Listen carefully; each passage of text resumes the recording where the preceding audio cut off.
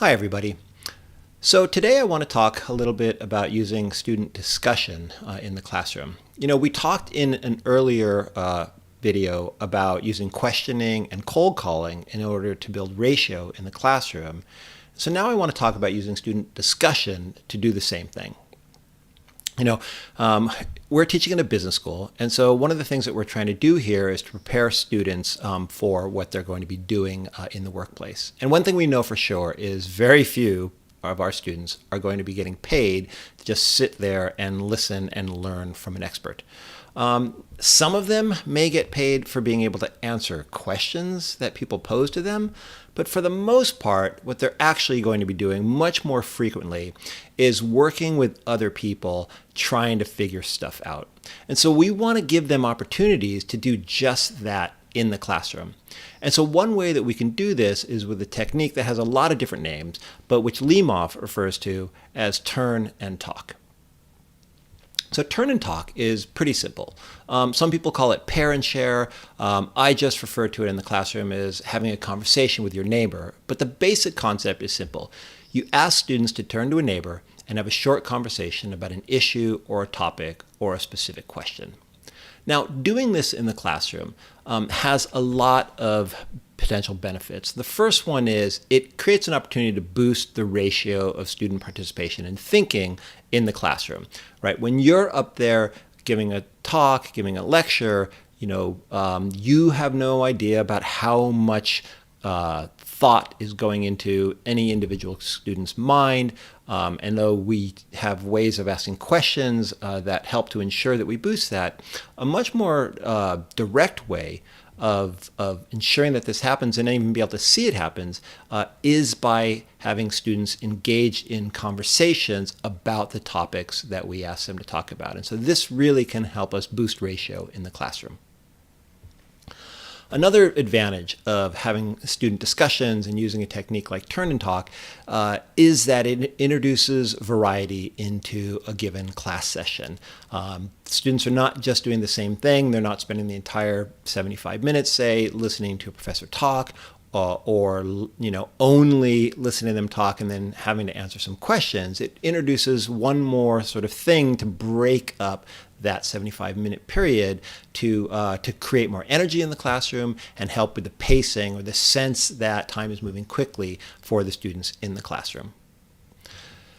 The other advantage of using a turn and talk is it can really help get students unstuck. So one thing that you've probably come across when you're trying to do cold calling or you're asking questions, even if you're not using cold calling, you're in the classroom, you're talking about something, you pose a question to the class, and no hands will go up, or one person goes up, and maybe you'll cold call, and the students are having a really hard time articulating an answer, thinking it through, or even having anything at all to say. And so one of the nice things about using turn and talk is that this is a really natural point to just kind of say, okay, hey, I'd like you guys to have a conversation, turn to a partner and let's have a conversation about this particular question, and giving them some time to then talk to each other about it. And that will often unstick the students. It'll get their juices flowing, their minds thinking. They'll start thinking through some of these things so that when you're done, after they've had a chance to have that short conversation with another student, then you can kind of move forward, ask them some questions. They'll have things to say, and they're much more engaged with the material. So this is another really useful benefit of using the turn and talk technique. Another advantage of a technique like turn and talk, and one that involves student discussion, is it really allows the quiet students and the students that are shy and who don't like cold calling to have an opportunity to participate. And it helps them participate in two different ways, right? The first one is that when they are in their pairs or in their small groups, discussing a particular question or an issue that you've posed to them, they are involved in communication and talking and thinking and getting the opportunity to work through ideas, verbally and stuff. So that's one opportunity. And the second advantage is that once these shyer students have had an opportunity to talk through these ideas with a classmate or a couple of classmates, you'll often find that they are much more willing to engage in the broader classroom discussion and are much more likely to be comfortable and have something to say if you call on them as an individual in an entire whole class discussion thing. So this is another advantage for that. And then another advantage of the talk and turn is that it provides you with material that you can refer to in that broader classroom discussion, right? When the students are in these smaller groups or in these pairs talking through issues, you have an opportunity to hear some of the things that they're talking about. And so you will often find that an individual pair of students or a small group will have an interesting insight, or will bring up something that you would like to highlight, or will come up with an example of something that is a good one that really illustrates the point that you can share with the rest of the class. And so having them do this then gives you some material that you get to refer to in class discussion, which can be helpful again for the quality of that overall classroom discussion. That said, the technique also comes with some challenges or some things that one has to consider when implementing it, because it's not always going to go perfect. And the first one is really this possibility of having the students having these off-track conversations.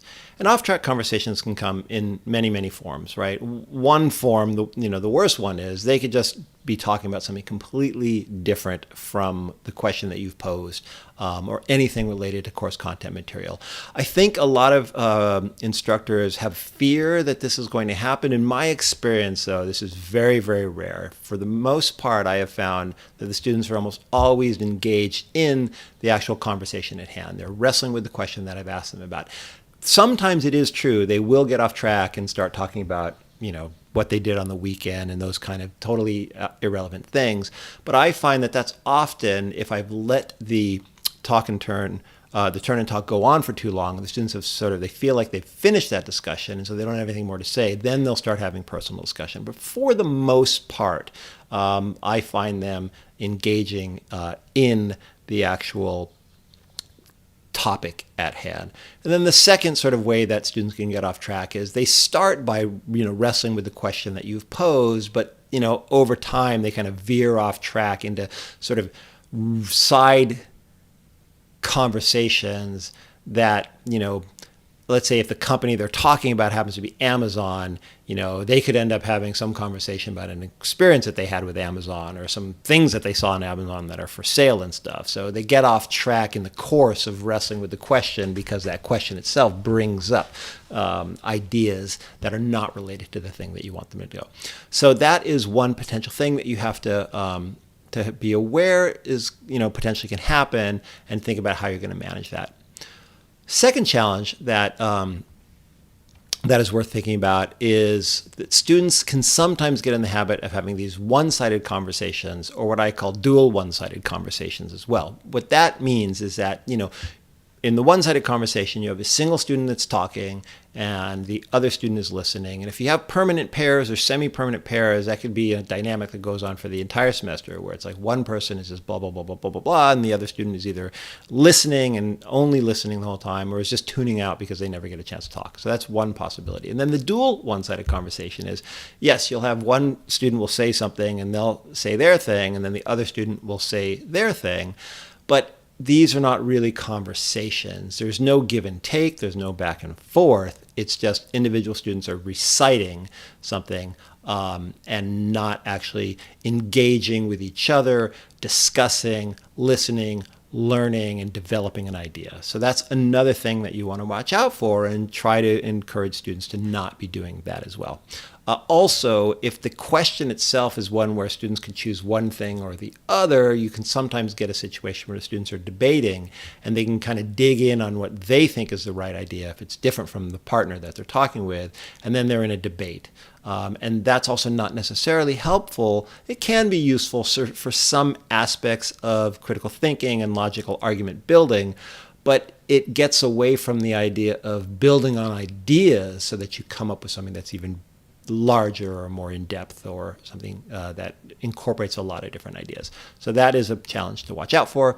And then third challenge to watch out for is really the possibility, and I have to say it does happen in the classroom, that incorrect information poor, incorrect analysis can spread in that way. So you can have somebody who doesn't really know the right answer, but is very confident, and that confidence can sway other students, or students can be uncertain. They can go down the wrong track in terms of what they end up thinking or deciding on, and that can be completely incorrect. Okay, so these are some risks of using turn and talk that you should be aware of. And so because of that, it's really important that you have a way of implementing turn and talk that can prevent some of these things from happening. So let's talk about implementation. So first thing to think about is you want to make sure this does not solve the challenges that I mentioned before, but I think this is an important thing to be aware of when you use turn and talk. So you want to be sure that the students have an understanding of what this is and can jump right into it. So when you have the students go into it, they can dive right into the turn and talk, and they engage immediately with the question or with the material, so they're not wasting time, and they start having those conversations. And the way that you can do this is by using it frequently and making it a recurring thing in the classroom, so that when you bring it up and you say, have a turn and talk or have a conversation or whatever your cue is, they'll go right into it and they will know what to do. So that is the first thing. Second thing is you want to set up the expectations for how you want them to behave during the turn and talk early on in the semester when you first start using it, right? So in the beginning, you may have to do a little bit more cueing or prompting or explaining your expectations for how you want them to handle it. But as you do this a couple of times early on in the semester, you set the standards, you establish the routine, and that enables them later on in the semester to just immediately jump right into it when you ask them to do it. Okay. And then the other thing is it can be really helpful to have a specific process that you use almost every time with your turn and talk, so that becomes the routine, and you know how you're gonna do it, and the students know what to do it, and the different things, the stages that you do have different meanings, and the students can kind of get into the flow of doing that. So one of those processes is one that Limov refers to as frame, name, time, and cue. So let me talk a little bit about that. So the first thing is frame, right? So you want to be sure that when you send students into a turn and talk, that you frame the question as clearly and simply as possible. So a lot of times, these questions, if you haven't scripted them in advance, you'll be in the middle of something and you'll realize this is a really good thing to have them talk about. And so you'll sort of say, hey, we're talking about this, et cetera, or they'll be stuck on something and you'll say, hey, get into a conversation about it. It's helpful before you do that to kind of recap that question in a nice, succinct, clear, and simple way, so that the students have that idea in a nice, clean chunk right as they go into that discussion. Remember, you want to decrease the sort of burden on working memory. And so if they have kind of a vague question, a vague sense of what it is that they're supposed to be doing, their working memory is going to be occupied with trying to figure that out. And so they won't have as much cognitive capacity to really drill down deep on the question that you really want them to work on. So by providing them with a nice and clear, succinct recap of what that idea is before you send them into a turn and talk, you allow them to free up working memory to focus on actually addressing that question. The other thing that this does is, if you don't do this, and I've been guilty of this many, many times, when you give them something that's kind of vague, or you haven't just given them a nice recap, when you send them into a turn and talk, or you have them start talking to each other, if they don't know what it is, some groups will spend a lot of time just kind of going back and forth, like, what was he asking? Were we supposed to do this? And they may not ask you for another half a minute, 2 minutes before they say, hey, could you explain what it is exactly we're supposed to be doing? right? So this is a huge waste of time and it's frustrating for the students. And of course, when they ask you, it's frustrating for you as well, especially because you might have had other groups that have taken that 2 minutes and they got what you were saying, and so they're running with it. But now you got one group that's 2 minutes behind, so that can create all kinds of issues as well. And so, really having a nice recap before you send them into it can really help with these kind of things. The next thing is name, right? So it's helpful, often helpful, to give and use a consistent name for this activity because it signals to the students like, oh, this is what we're doing, right? So if you're going to call it a turn and talk, then call it a turn and talk frequently this semester. So that way, as soon as the students hear turn and talk, they know, oh, it's this thing, and they can run their turn and talk routine, the script that they have on how to get into it, how to do it, and start working on it. Whereas if you're calling it turn and talk one day, parents share another day, having a conversation another day, and you keep changing what it's called, it takes a little bit of time for the students to kind of orient to it. So having a consistent thing can be really helpful for that. The third step is time. And so this isn't strictly necessary, but it can be particularly useful to tell them how long that you're going to give them to discuss this question or have this discussion, right? It provides a framework from which they can work in. So if there's 2 students, for example, then each of them kind of has a sense for how long they should talk so that they give time for the other person. It gives them a sense for how deep you expect them to go into addressing the question. It can just keep the pace of that classroom quick because the students are aware of time. And, if you're giving them these short bursts of time to have the conversation and they jump right into it, that can be very, very good for the energy level in the classroom.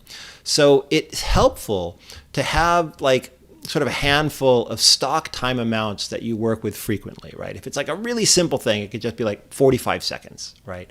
Or a minute and a half.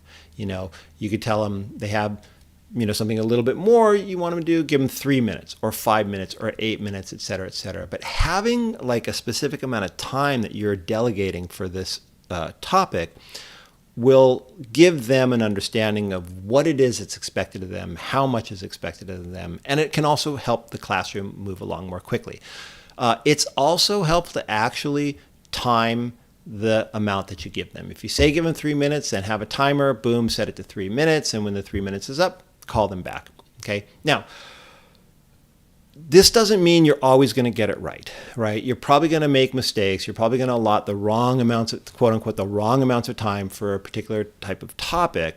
But eventually, the more you do this and use these sort of stock time amounts, you're going to start calibrating. You're going to start getting a sense for, I've done this type of question 3 times and I've given them a minute and a half and we never get in, they never get into it enough. So now I know I got to give them more time.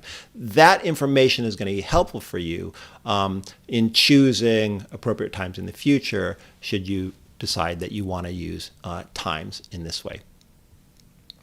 And then the final thing is you want to use a nice start signal, a very clear start signal like go, right? So you do the thing where it's like, boom, you rephrase the question, you say, okay, as I do, it's like, okay, have a conversation with your partner about this particular question.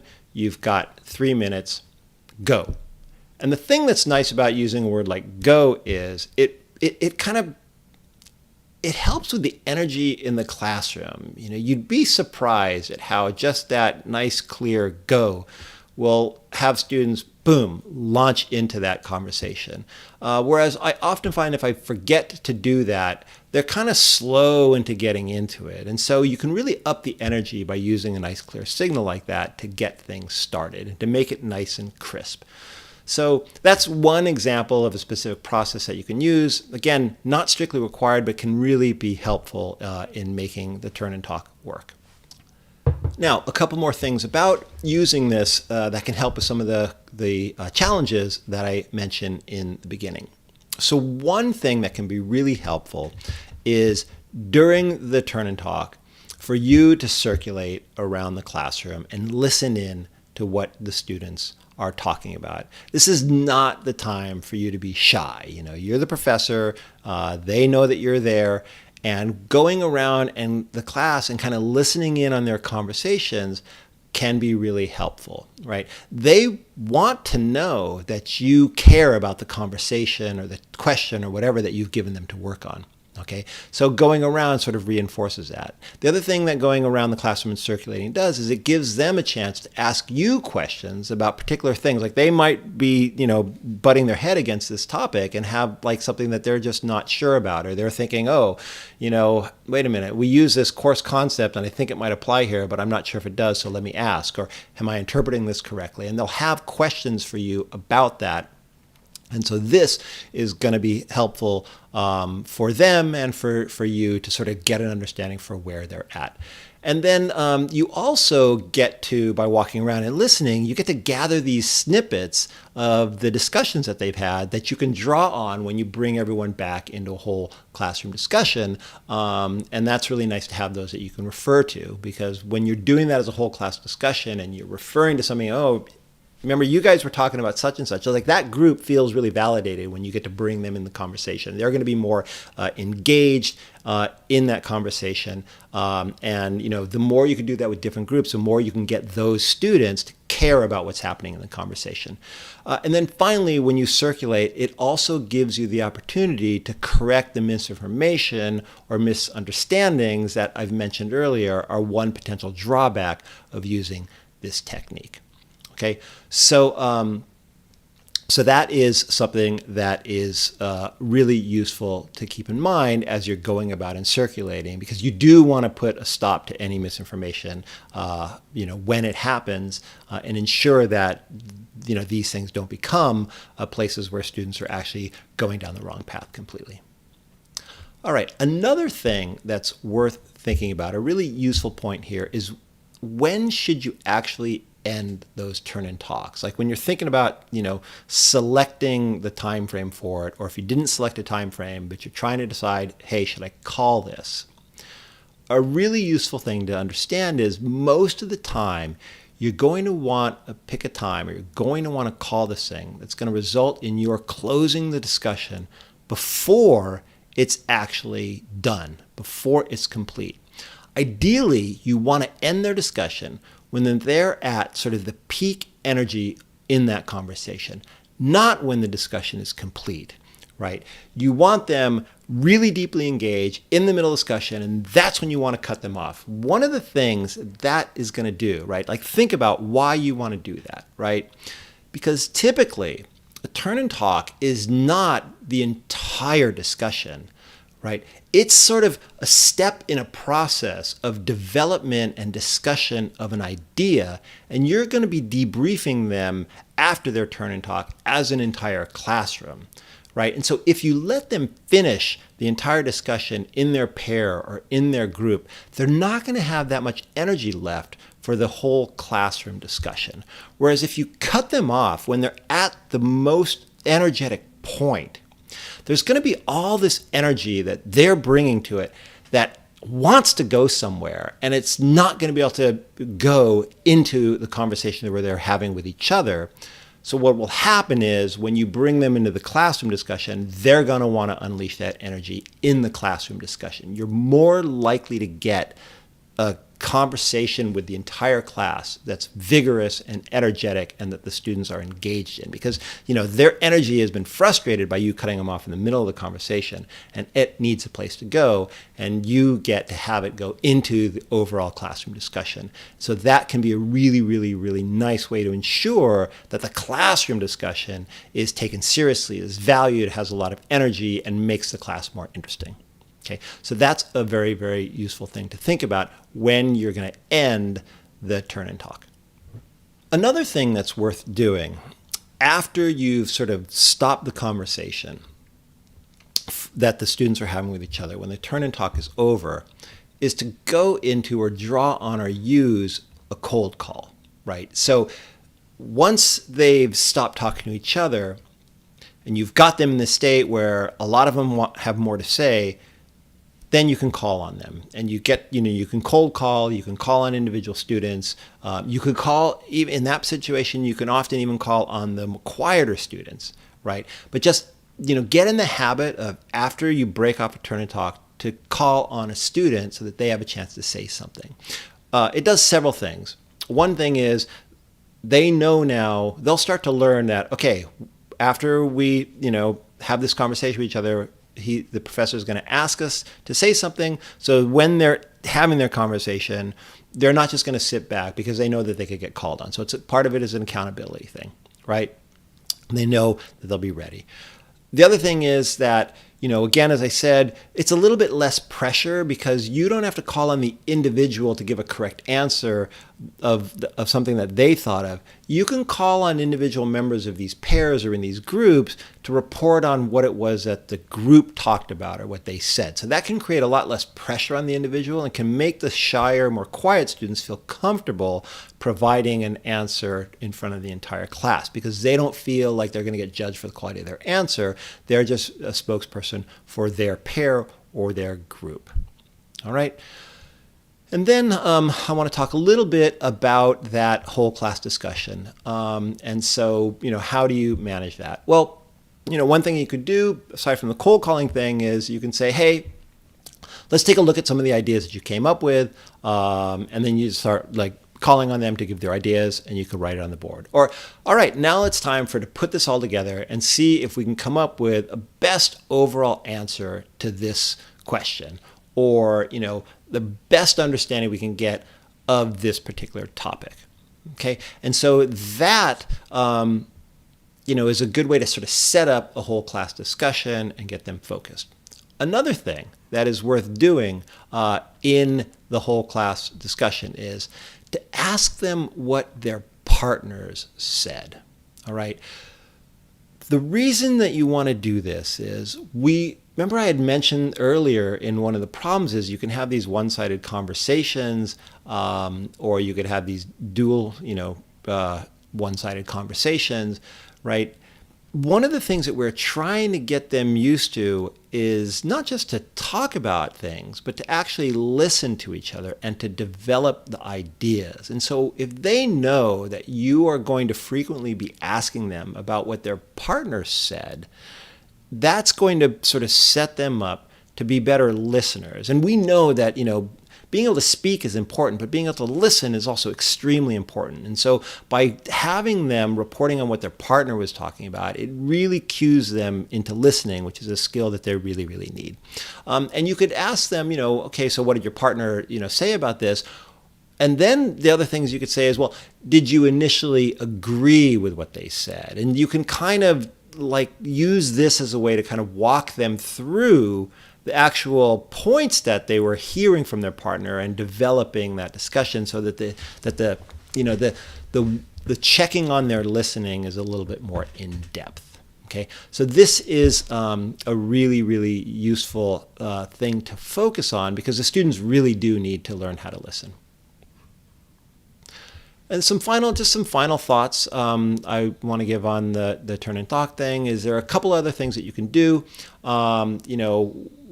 and some of these are things that you might actually do before you actually send them into the turn and talk. So for example, often it's helpful to give them a specific task, right? You have the question, but you give them a task to do. Like tell them they need to jot down their answers to it in their notes.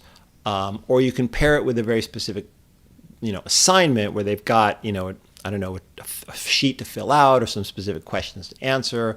Or you could tell them that you're going to call on them to provide their best one sentence summary for the question or something like that, so that you are giving them some accountability for that task.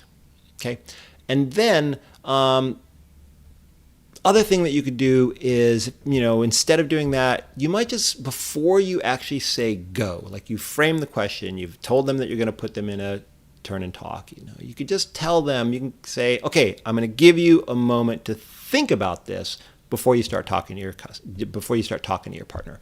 Or We're going to do a turn and talk, but first I want you just to take, 30 seconds to jot down some of your thoughts on this question so that they've got some ideas in their head before they do the turn and talk. And you give them that time and then you say go. So these are just some options that you can use to kind of, play with to see how the students are responding to giving these different options, what it does to the quality of those turn and talk conversations that they're going to be having.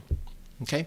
And then the final thing that I want to talk about is, a lot of times at the end of one of these debriefs or a turn and talk discussion, you'll have, one student or a couple of students are going to raise their hand and they're going to say, so what's the correct answer, right? Or what's the final answer? They want that reassurance. And, by all means, it's perfectly fine if you decide that you just want to provide the summary of what the correct answer is, but you don't have to go that route. Another option you have is to kind of put it back on them or on the class. So you can ask the student who asked you that question, you can say, hey, well, why don't you give it a shot? Tell me what you think the final answer is based on the discussion that we've had so far. And that's a way for you to test their understanding and the level of understanding they have and what they're learning from having that type of an all-class discussion or debrief, right? So you could ask that of the student who asked the question. You can throw it out there for the rest of the class. You can allow somebody else to do the summary. But that, again, is one of those tricks for sort of changing the ratio of having students doing the cognitive work instead of you doing the work. Again, all that stuff is going to depend on the amount of time that you have, but these are just some tools that you have that you can work with to sort of get that classroom to be as useful as it can for the students. So I hope that was useful, and thank you very much.